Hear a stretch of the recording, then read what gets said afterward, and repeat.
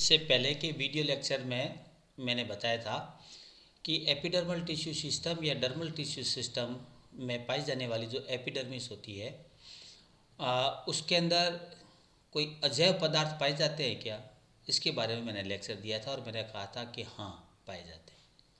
फिर दूसरी बात ये मैंने कही थी कि अजैव पदार्थों के अलावा यानी नॉन लिविंग मटेरियल के अलावा और कोई स्पेशल स्ट्रक्चर मिलती है क्या, तो मैंने उसमें भी कहा था कि इसका आंसर भी होगा हाँ, कि एपिडर्मल टिश्यू सिस्टम में पाई जाने वाली एपिडर्मिस में विशेष प्रकार की संरचनाएं भी पाई जाती है, तो दोनों का आंसर होगा हाँ। तो अजैव पदार्थों के लिए तो मैंने इससे पहले के वीडियो लेक्चर में बता दिया था और शायद मैंने स्पेशल स्ट्रक्चर के बारे में बता दिया था, कोई बात नहीं, आज इसको वापस रिपीट कर देते हैं कि एपिडर्मल टिश्यू सिस्टम की जो एपिडर्मिस है उसमें विशेष प्रकार की संरचनाएं भी पाई जाती है, जिसमें पहला है स्टोमेटा। तो मैंने ये बताया था कि स्टोमेटा जो कि स्ट्रक्चर है वो काफ़ी इम्पोर्टेंट है, ये आपकी प्लांट फिजियोलॉजी में भी काम आती है और भी कई पूछ लेते हैं, जैसे अपनी एनाटॉमी में भी आ गया, तो ये दोनों जगह काम आती है और बहुत सिंपल है। दूसरा है बुलीफॉर्म सेल, तीसरा है एपिडर्मल आउटग्रोथ्स, चौथा है वाटर वेसिकल्स और पांचवा है रूट हेयर या स्टेम हेयर। ठीक है, आज अब अपन शुरू करते हैं कि स्पेशल स्ट्रक्चर में स्टोमेटा के बारे में। तो आप लोगों को एक जनरल सी बात पता ही है कि स्टोमेटा जैसे ही नाम शब्द आता है कि वो आपके दिमाग में आती है कि ये कोई वाष्पोत्सर्जन के दर में या गैसों के आदान प्रदान में या XYZ में ये काम आता है। बात बिल्कुल सही है। अब इसको थोड़ा सा सिस्टमेटिक ढंग से आप लोगों को बता देता हूँ। क्या कि प्लांट की एपिडर्मिस, स्टोमेटा प्लांट की एपिडर्मिस पर पाए जाने वाले अति सूक्ष्म छिद्र होते हैं। प्लांट की बॉडी पर पाए जाने वाले अति सूक्ष्म छिद्र होते हैं और प्लांट की बॉडी पर भी कहा कि एपिडर्मिस पर। डाइकॉट प्लांट व मोनोकॉट प्लांट में पाए जाने वाले स्टोमेटा की संरचना में थोड़ा अंतर होता है। द्विबीजपत्री प्लांट या पादप या एक बीजपत्री पादप यानी मोनोकॉट प्लांट, दोनों में स्टोमेटा पाए जाते हैं, परंतु उनकी संरचना में अंतर होगा। स्टोमेटा की संरचना में एक गार्ड सेल पाई जाती है, दोनों में पाई जाएगी। डाइकॉट जो प्लांट है उसकी गार्ड सेल है वो किडनी शेप होगी, जबकि मोनोकॉट प्लांट की जो स्टोमेटा है उसकी जो गार्ड सेल होगी वो डंबल शेप होगी। कैसी होगी? डंबल शेप होगी। दोनों जो गार्ड सेल है, चाहे वो मोनोकॉट की है चाहे वो डाइकॉट की है, गार्ड सेल है वो कुछ एपिडर्मल सेल के द्वारा घिरी रहती है, जिन्हें कि अपन सबसाइडरी सेल कहते हैं। क्या कहते हैं?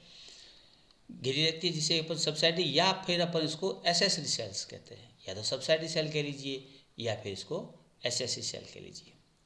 गार्ड सेल जीवित होती है तथा इसमें क्लोरोप्लास्ट पाया जाता है, जबकि नॉर्मल एपिडर्मिस सेल में क्लोरोफिल या क्लोरोप्लास्ट नहीं पाया जाता है।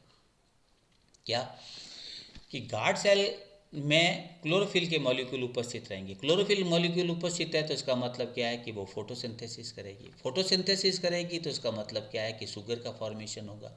शुगर का फॉर्मेशन होगा तो इसके अंदर ऑस्मोसिस की प्रोसेस भी होगी। ये बातें बहुत ही जटिल है। प्लांट फिजियोलॉजी में जाओगे तो आपको पता चलेगा कि इसके अंदर जब फोटोसिंथेसिस के द्वारा शुगर बनती है तो इसके द्वारा स्टोमेटा की ओपनिंग एंड क्लोजिंग हो जाती है। ये आगे एक लंबा चौड़ा प्रोसेस है, वो प्लांट फिजियोलॉजी में आएगा।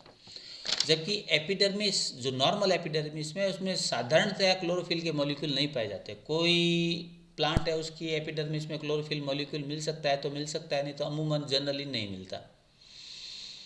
स्टोमेटा प्राय लीफ पर उपस्थित रहता है। डाइकॉट प्लांट की लीफ, जिसे कि अपन डॉर्सीवेंट्रल लीफ भी कहते हैं, पर स्टोमेटा केवल लोअर एपिडर्मिस पर पाए जाते हैं, जबकि मोनोकॉट प्लांट की लीफ, जिसे कि अपन आइसोबाइलेटरल लीफ कहते हैं, उसकी अपर एंड लोअर यानी दोनों एपिडर्मिस पर स्टोमेटा पाए जाते हैं।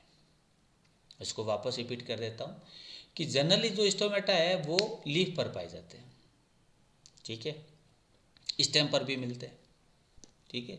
पर जनरली कहाँ मिलेंगे कि लीफ पर मिलेंगे, ठीक है।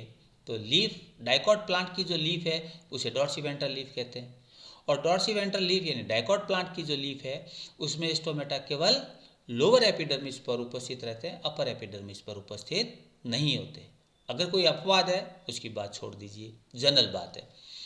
मोनोकॉट प्लांट है, उसकी लीफ को अपन आइसोबाइलेटरल लीफ कहेंगे और उसकी दोनों एपिडर्मिस पर स्टोमेटा उपस्थित रहते हैं। Submerge aquatic plant, submerge aquatic plant का मतलब होता है कि वे जलीय पादप जो जल के अंदर डूबे रहते हैं, इसको कहते हैं सबमर्ज्ड, या आधे डूबे हुए और आधे सरफेस पर तैरते हुए। प्लांट की लीफ में स्टोमेटा या तो एब्सेंट होते हैं और या फिर उपस्थित भी होते हैं, तो वो नॉन फंक्शनल होते हैं। सबमर्ज्ड, सबमर्ज्ड का मतलब पानी के अंदर डूबे हुए या आधे डूबे हुए जो प्लांट है उन पर स्टोमेटा या तो नहीं होंगे, और अगर होंगे भी तो वो नॉन फंक्शनल यानी इसको वेस्टिजियल टाइप के स्टोमेटा कहते हैं। जीरोफिटिक प्लांट के अंदर जो लीफ होती है उस पर स्टोमेटा लीफ की सतह पर उपस्थित न होकर लीफ की सतह पर उपस्थित जो गर्त होता है यानी कैविटी होती है उसके अंदर उपस्थित रहते हैं। ऐसे स्टोमेटा को अपन सनकन स्टोमेटा कहते हैं। ये सनकन स्टोमेटा जीरोफिटिक प्लांट में वाष्पोत्सर्जन की दर को कम करते हैं, ठीक है। तो ये तो हुआ स्टोमेटा के बारे में जनरल। अब इसके बारे में आगे की बात है वो अगले अपन वीडियो लेक्चर में करेंगे। मेरे हिसाब से मैंने इसमें आपको बहुत इजी लैंग्वेज में समझाया, जहाँ पर हिंदी है वहाँ पर इसकी इंग्लिश टर्म भी बता दी है। अब जो भी इंग्लिश मीडियम के बच्चे हैं वो इस टेक्निकल टर्म की सहायता से अपनी लैंग्वेज खुद बना लें और इसको अपने नोट्स बना लें। Thank you.